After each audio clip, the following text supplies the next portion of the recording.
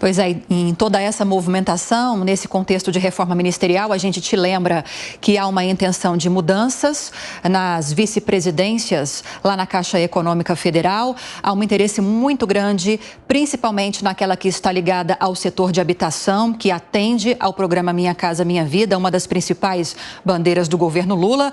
Mas é grande o interesse desses partidos do Centrão, não só o PP, mas principalmente também União Brasil e o Republicanos, para que integrantes desses grupos cheguem a esses cargos e ganhem protagonismo, principalmente às vésperas das eleições municipais.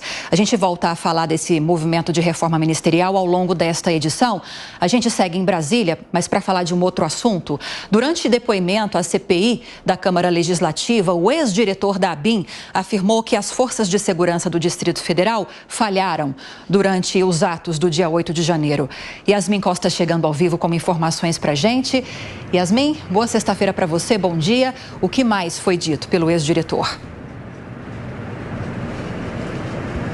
Bom dia para você também, Lívia, para o Rafael, para todo mundo que está acompanhando a gente. Olha, não é a primeira vez que Saulo Moura da Cunha, que era diretor adjunto da Agência Brasileira de Inteligência, justamente nessa época dos atos de vandalismo do 8 de janeiro, presta depoimento relacionado a esse caso. Ele também já foi ouvido pela CPMI dentro do Congresso Nacional. Dessa vez ele foi ouvido pela CPI dos chamados atos antidemocráticos da Câmara Legislativa aqui do Distrito Federal. E ele disse o seguinte, que a ABIN fez a parte dela, fez uma série de alertas, emitiu pelo menos 33 alertas sobre a possibilidade de atos violentos, disse que as informações que eram claras para a ABIN era de que havia uma sinalização de mais pessoas vindo para Brasília e que isso poderia realmente resultar em uma manifestação com um tom um pouco mais violento.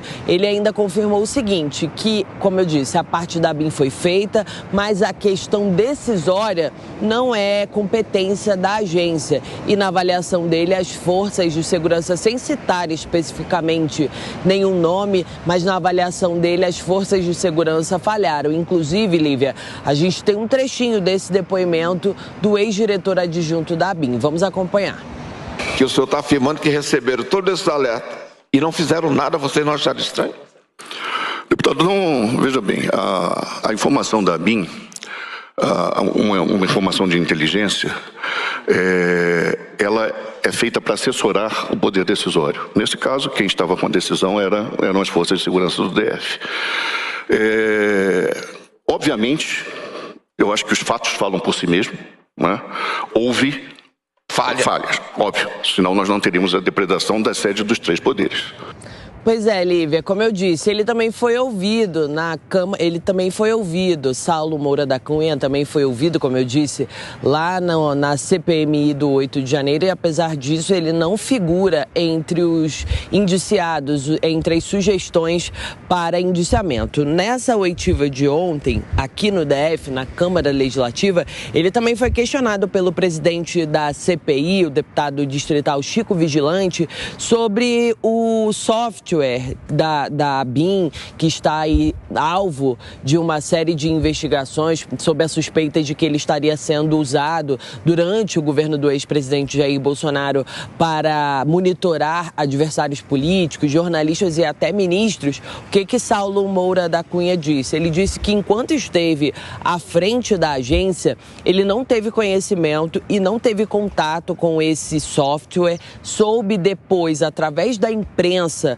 que existia essa movimentação e até essas possibilidades de monitoramento de forma ilegal, e ilegal é a palavra justamente que ele usa. Ele inclusive concorda com o presidente da CPI aqui do DF e fala que na avaliação dele realmente, se estivesse sendo usado de forma como está sendo retratada pela imprensa, esse uso é de forma ilegal. Volto com você. Lembrando, inclusive, informação que você trouxe para a gente nos últimos dias, que em relação à CPI, ou CPMI, que aconteceu no Congresso Nacional, já foi concluída. Inclusive, a senadora Elisiane Gama, a relatora da comissão, fez uma peregrinação para entregar essa documentação, essas investigações em vários órgãos, em várias instituições. E o Alexandre de Moraes, do STF, incorporou essas investigações em inquéritos que já estão em andamento no STF, com destaque por o inquérito das fake news e também das milícias digitais. Daqui a pouco, Yasmin Costa, você volta com mais informações para a gente. Até já.